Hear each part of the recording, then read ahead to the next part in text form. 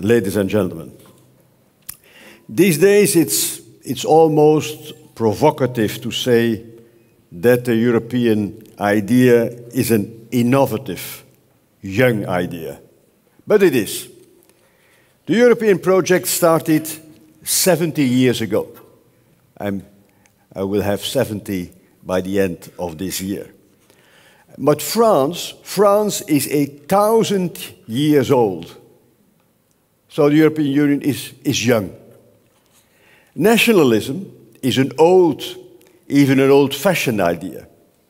It destroyed Europe and the world during World War I and World War II. Today, nationalism is gaining ground again in Russia, in China, in the USA, in the UK, but much less among the EU member states. The European Union is the opposite of tribalism.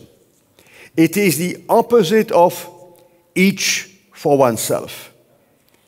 If each country is proclaiming, my country first, America first, la France d'abord, Deutschland über alles, the world becomes unlivable. Nationalism means war, as said by the former French President François Mitterrand. The European idea is a disruptive idea going against the spirit of the time in some parts of the world. Europe means peace. It is something we have to cherish in these dangerous times. Philosophers and authors have written hundreds of years ago about European unification, mostly related to peace and tolerance. But we had to wait until 70 years ago before we realized that dream. It was considered 500 years ago, at the time of the publication of the famous book of Thomas More, Utopia. It was considered as an impossible dream. But the absence of a dream, that's really dramatic. Progress is always driven by something that transcends everyday life. Today, there is more disarray and despair than hope. I listened to the inaugural address of the new American president. The tone was negative, gloomy, hostile, antagonistic, and full of hate and revenge. Compare this speech with those of President Obama or President Kennedy in 1961. President Kennedy said, "Ask not what your country can do for you, ask what you can do for your country." He made an appeal to the qualities in each of his fellow Americans, to the positive energy, to enthusiasm. Just the opposite of what happened on January the 20th.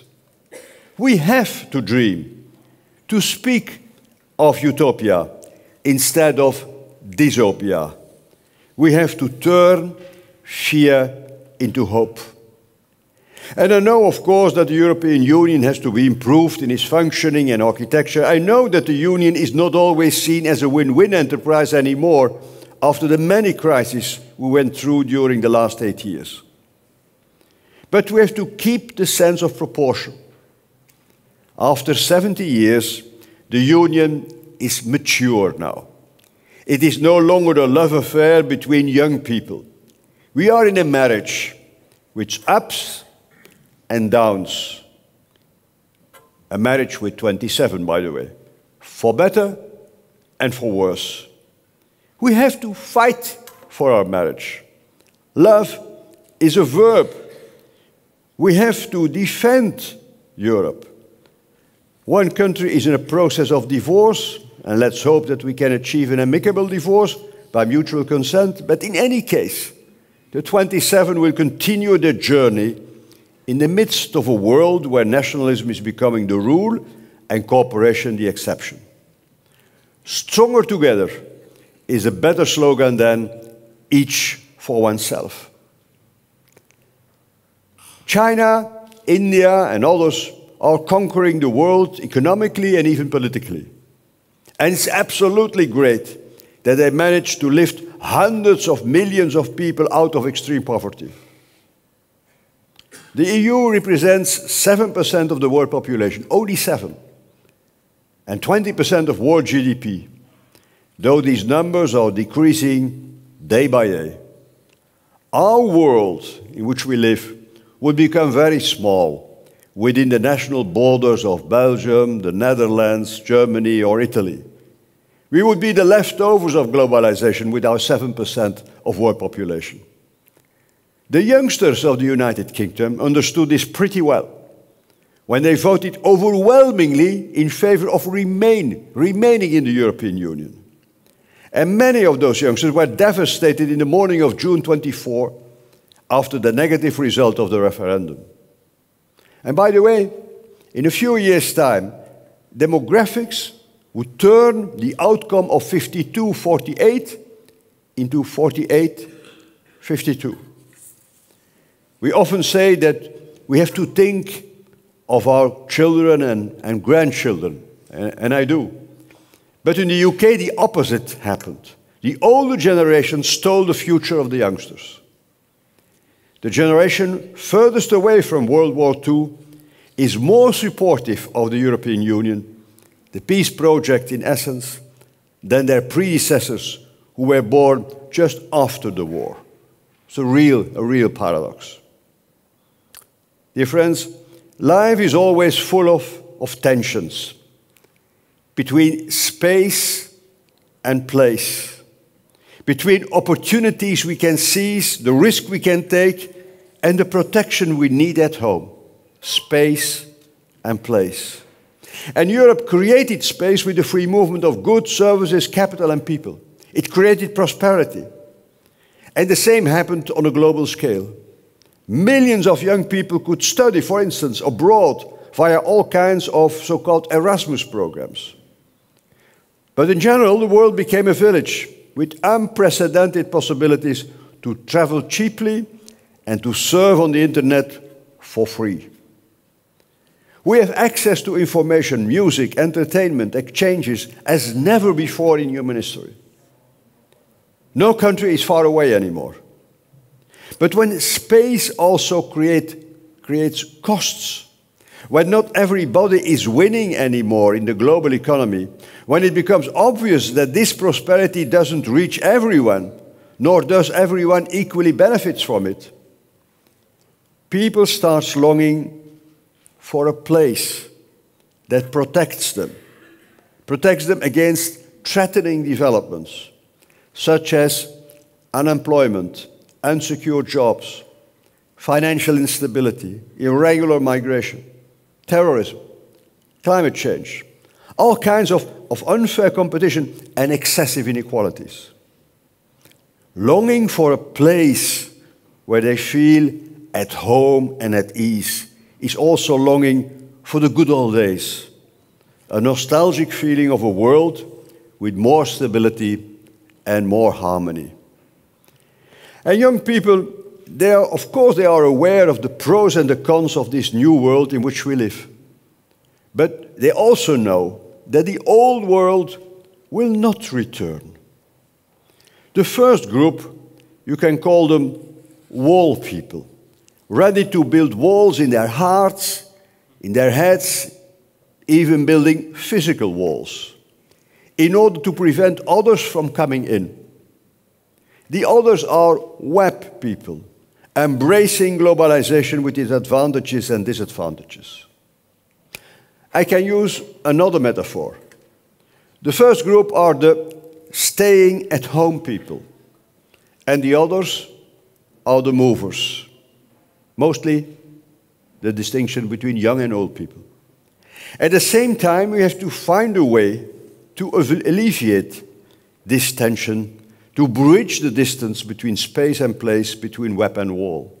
We need to address the worries of our younger and our older citizens by giving them better protection in many respects, correcting the market economy by tackling unemployment, irregular migration, climate change, youth inequalities, unfair competition, and providing physical security. We need a new version of the social market economy at a European and even at the global level. We need a new social contract, a new consensus. Only this way can we turn fear into hope and liberate people from the feeling of powerlessness. We need more social harmony and less polarization. More Gemeinschaft und less Gesellschaft. More moderation, I like that word, moderation, and less aggressiveness. This, I repeat, at the European and at the global level. We need countervailing powers to correct the brutal forces of the market. And the financial crisis was a warning shot. Dear friends, much is at stake, but still doable. In the Europe of tomorrow, we need creativity, innovation, entrepreneurship in our economies, in our societies. French would say, l'imagination au pouvoir. Yes, imagination is powerful. We have to make room for creativity, to stimulate and to reward it morally and also financially. The scientist in his lab and the freaks in their garage. The third industrial revolution is taking place under our watch. Our way of life is changing in our lifetime. Expect the unexpected. But I'm struck by today's combination of technological optimism and deep and growing social malaise. We never had it so good, and we've never been so unhappy. The digital revolution is bright, but there is a political revolution of discontent going on. The reason is that we are not used to disruption. We lived through so many crises on short notice. Evolution belongs apparently more to human nature than revolution. But above all, many people fear that the digital revolution will create less jobs, insecure jobs, or no jobs at all for them. If this is the case, how to provide jobs for younger and older people? We have to empower people with more skills and prepare them for new jobs in the market or in the subsidized sector. Education, lifelong learning are more important than ever.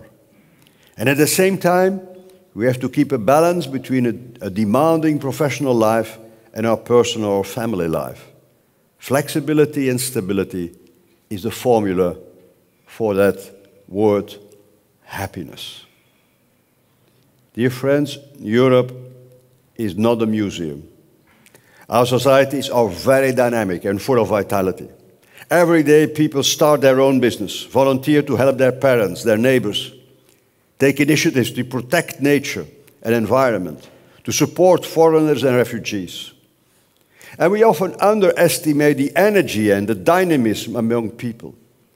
Of course, there is uncertainty and fear, but many still believe in a better life and a better world.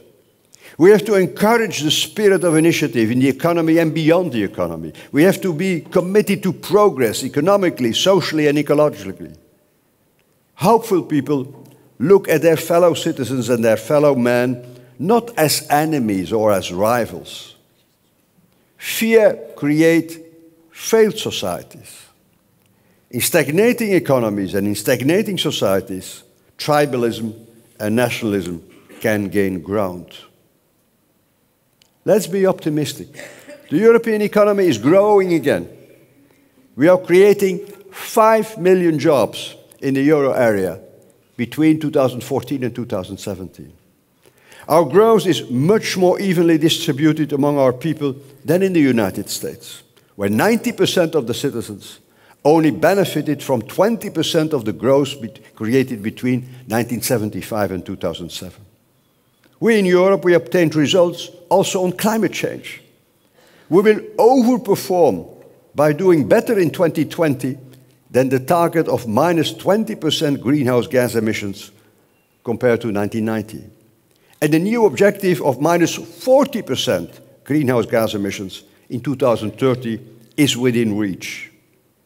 Technological innovation will be extremely helpful. Triple glazing, LED lamp using 10% of the energy of traditional lamps, car using 1/3 of the amount of fuel compared to 10 years ago. That's the future or even today's reality. The European Union can become the world leader in the clear energy transition. The US is again in a state of climate denial, building pipelines at any price, prioritizing jobs to environmental needs. We in the European Union are going our own way, the way of the future. We also have to go ahead with free trade, with free and fair trade. We will conclude a trade agreement with Japan this year. We finalized one with Vietnam. We have to go on with Indonesia. And Korea and Singapore are already strong trading partners. Also in South America, we have agreements in the pipeline, namely with Brazil and Argentina. After trade deals already made with Peru, Colombia, Ecuador. And we signed a trade agreement with Canada, etc. The Union has to remain open because it's a source of growth, jobs and influence in the world. If America is falling back on itself, we are not. We have to remain open-minded. And I repeat, this openness has to go hand in hand with protecting our citizens better against unfair and undesirable evolutions. We have to re-energize Europe. I prefer to use this verb instead of reinventing, which sounds as if we have to start from scratch. But on the contrary, we achieved a lot already, but we have to be more ambitious. The simple truth is that we cannot provide results in all these domains without more European cooperation and integration. It is inevitable and necessary. We have no other choice, but at the same time, cooperation and solidarity are values within themselves. There is no place in today's world for a standalone. More Europe, more European cooperation and integration will give us control over our destiny. We are not sovereign anymore on migration, on terrorism, on trade, on climate change. Only cooperation, European cooperation, can give us a future. Of course, we can be proud that we are what we are. Dutch, Flemish, German, French, etc. We can be patriots, but not nationalists. Our identity must always remain open. Identity can have different layers and also a European one. Dear TEDxers, in those unprecedented and even dangerous times, we have to stick to our values, to our European way of life, following our own course, regardless of what the United States and others are choosing. I believe in the openness of the young generation, and we have to combine this with a sense of protection of the older ones. Yes, we can make it. I remain a man of hope. Thank you so much.